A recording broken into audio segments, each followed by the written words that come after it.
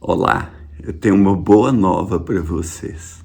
Jesus vai voltar e ele vai voltar para reinar nesse mundo conturbado. E nesse dia da volta dele, nós vamos encontrar com ele, seremos glorificados, teremos a vida eterna completada, porque o corpo vai ser também imortalizado. Isto é tremendo.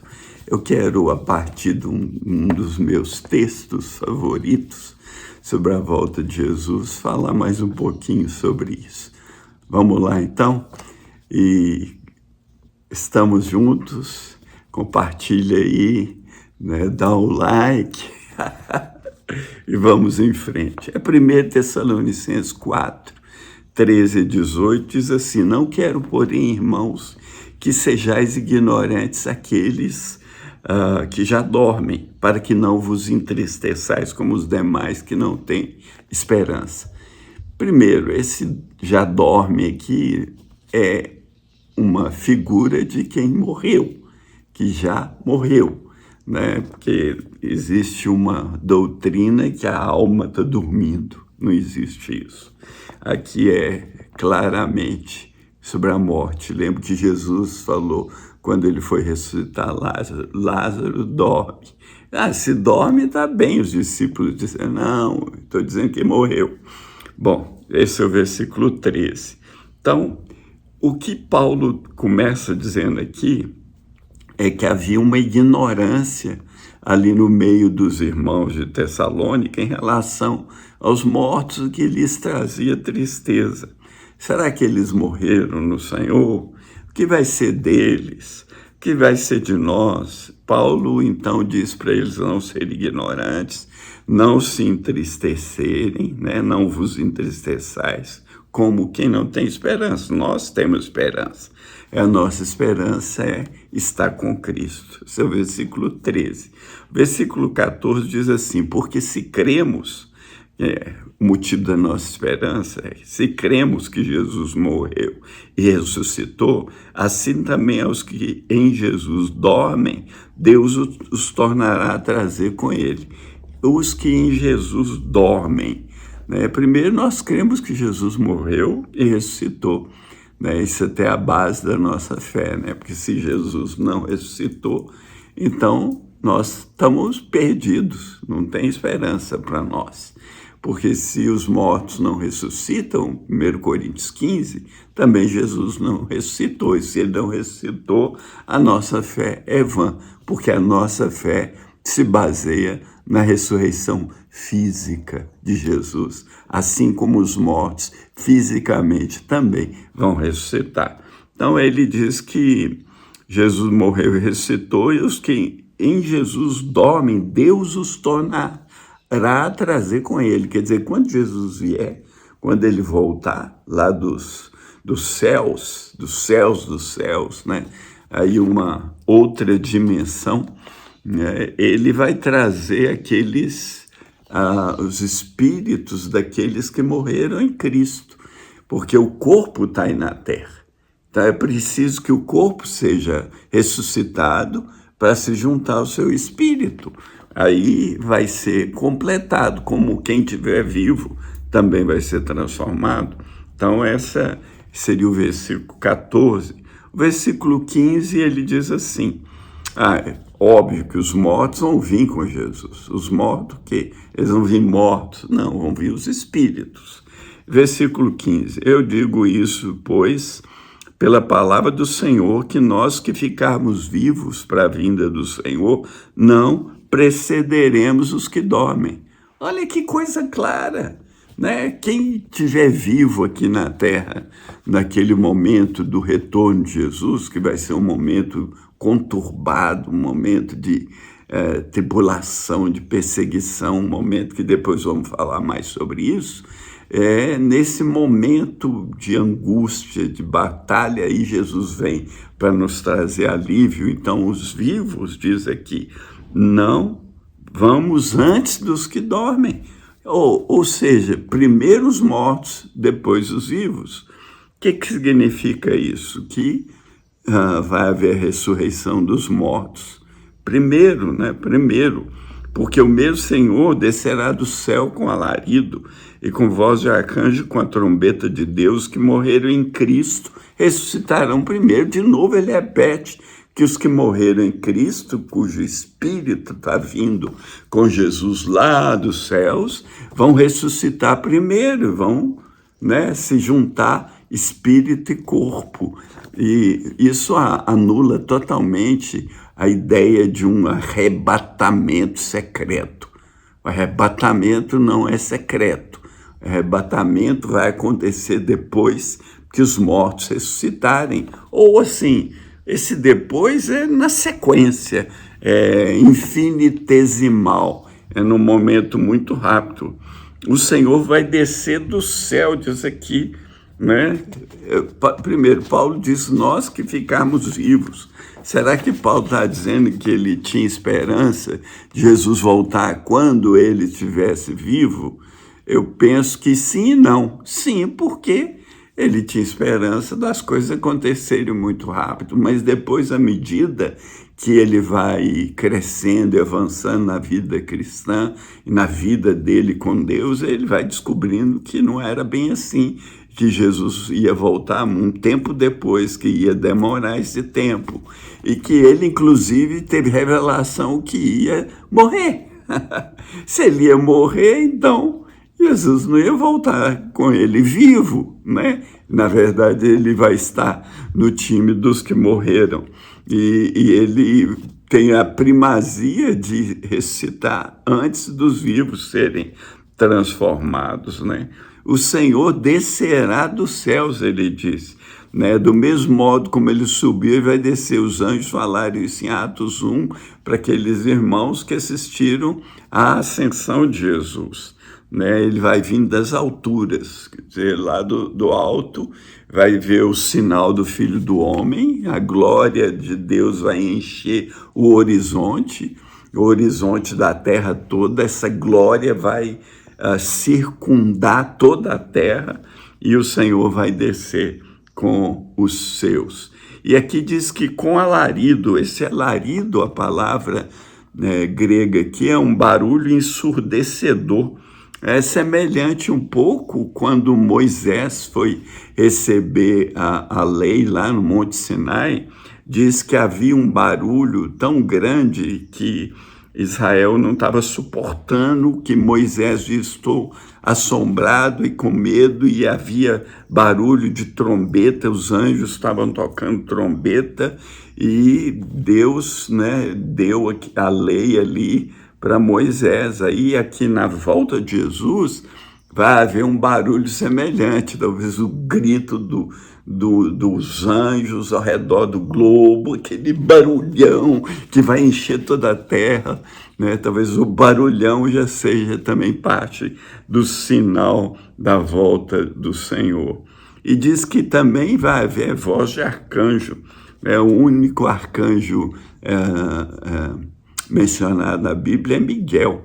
Então, o Miguel, provavelmente Jesus dá a ordem, Miguel é agora, passa a ordem. Então, ele passa voando assim como relâmpago ao redor do globo e gritando, chegou a hora, chegou a hora. Lembra que quando o povo foi instruído a cercar Jericó, e eles ficaram 6 dias e 7 dias cercando Jericó. No 7º dia, eles cercaram 7 vezes e Deus disse para gritar. E no 7º dia, eles gritaram e a muralha caiu.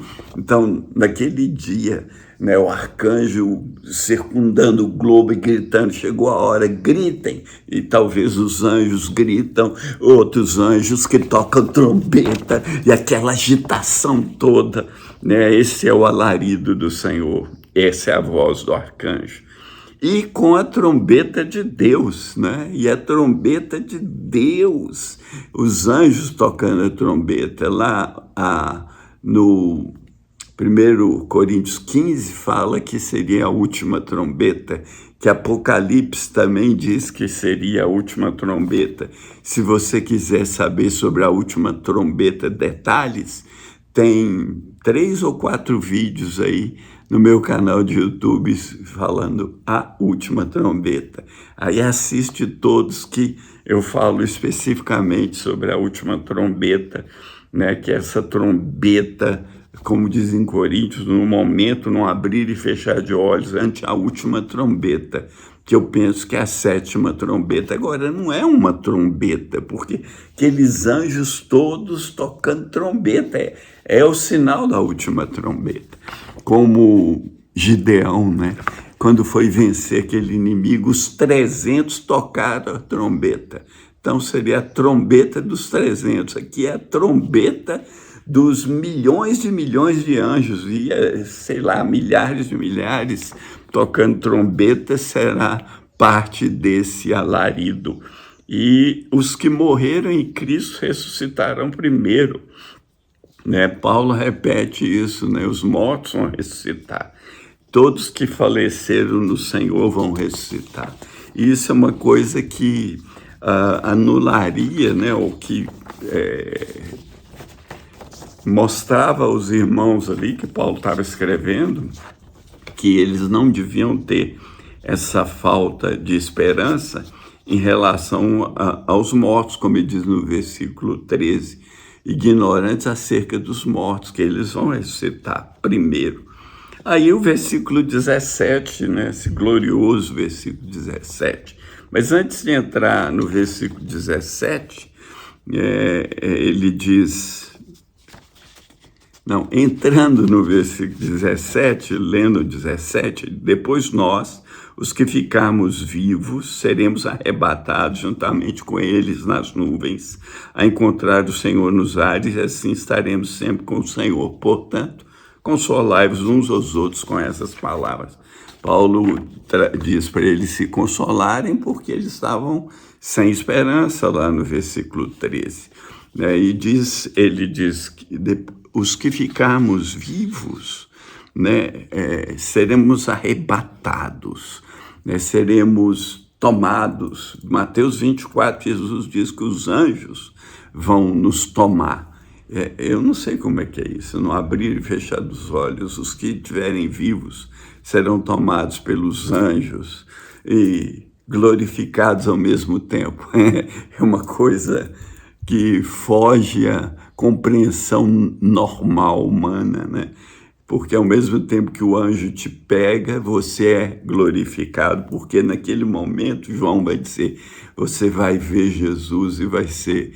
A vida dele vai absorver sua morte, seu corpo será glorificado, imortalizado. Por isso, te convido a dar a vida para Jesus, né? Entregar sua vida a Ele para que você experimente essa transformação gloriosa naquele dia.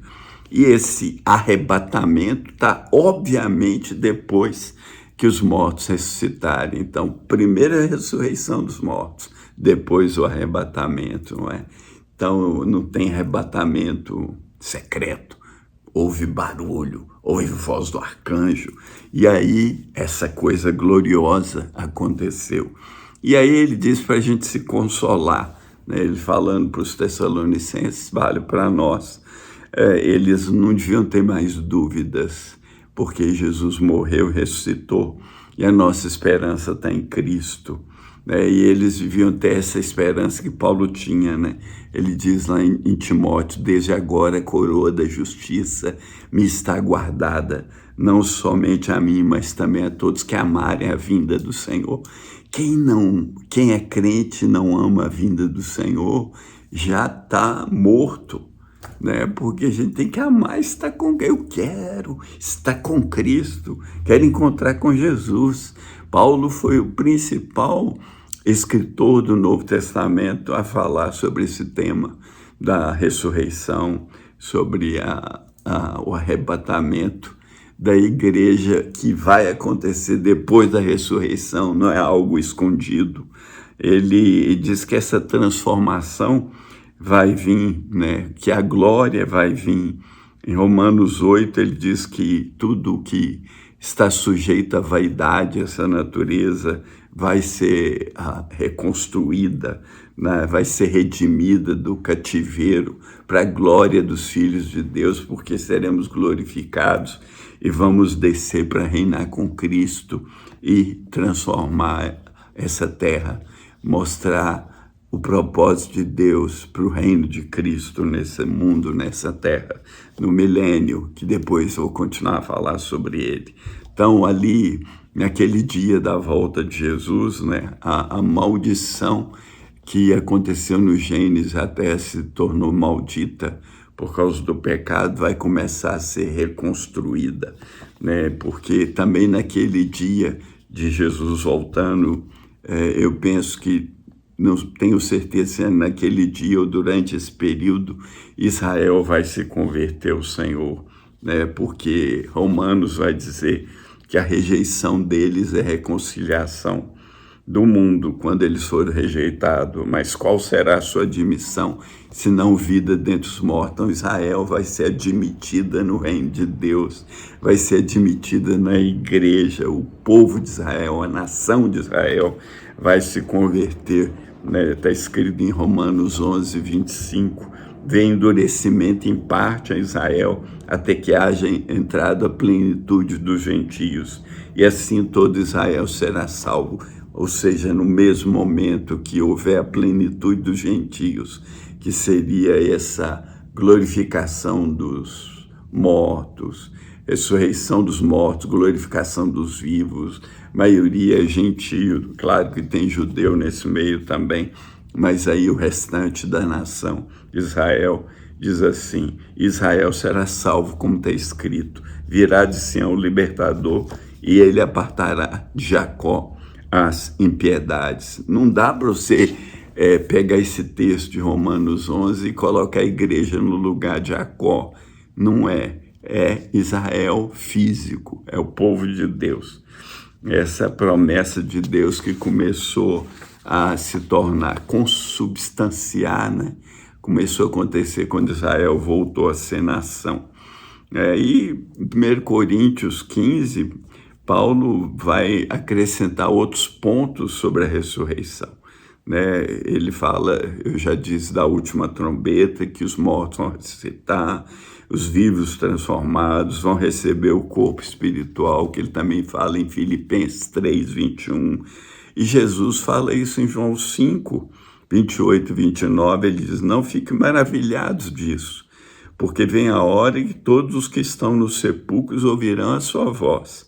E os que fizerem o bem serão para a ressurreição da vida, e os que fizerem o mal para a ressurreição do juízo. Então, aquela ressurreição onde os crentes são ressuscitados e os vivos são transformados, a Bíblia vai chamar de primeira ressurreição, lá em Apocalipse 20. E aqui a ressurreição da condenação virá depois do milênio, onde eles vão ressuscitar para serem julgados. Então, é claro que o último inimigo, diz a ser vencido, é a morte, está em 1 Coríntios 15, 26. E a morte será vencida na ressurreição para os crentes e para os incrédulos só no final do milênio, né? E aqui em Tessalonicenses, esse texto que eu estou lendo, ele não está falando de ressurreição dos incrédulos, que é falado no Apocalipse 20, né? Jesus, porém, quando falou das ressurreições, ele não coloca tempo entre elas, né?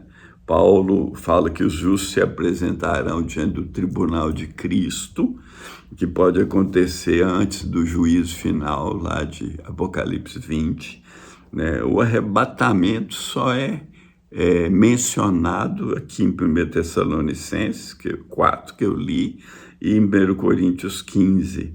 E nas duas passagens, Paulo cita que é concomitante, ou vem junto com a trombeta de Deus, que também é citada em Mateus 24, 31, além de Apocalipse, né? Apocalipse que também fala da sétima trombeta, Apocalipse 11, 15. Eu creio que essa é a mesma trombeta que Paulo está dizendo. Então, A volta de Cristo é totalmente diferente para crente incrédulo.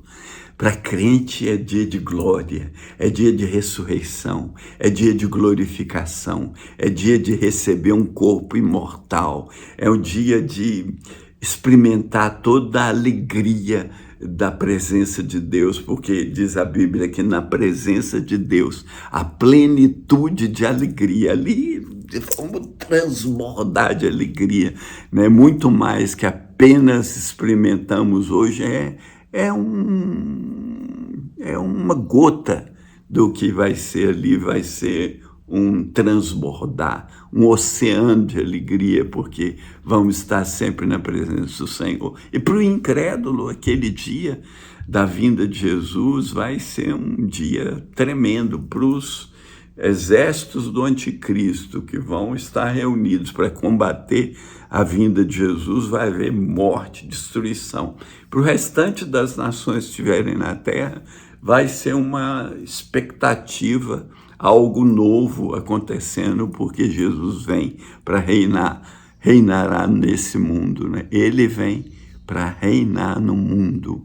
Olha o texto em Apocalipse, deixa eu ler aqui sobre isso que acabei de dizer. Eis que ele vem com as nuvens, 1:7, e todo olho verá, até aqueles que o trespassaram, e todas as tribos da terra vão se lamentar, né? E ele vem naquele dia, diz aqui, Apocalipse 1:6, diz que ele nos fez reis e sacerdotes para Deus e seu Pai. A ele seja glória e poder para todos sempre. Amém.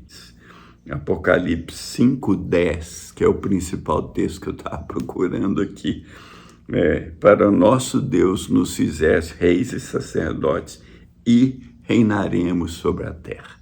Então eu vou encerrar esse texto glorioso. Eu espero que você não seja ignorante sobre os que morreram e que você se alegre com a boa notícia que Jesus vai voltar e esse dia vai ser glorioso e nós vamos estar com ele para sempre. Então, vamos juntos nessa tarefa de amar a volta do Senhor. Um grande abraço. Fica na paz. Maranata, ora vem, Senhor.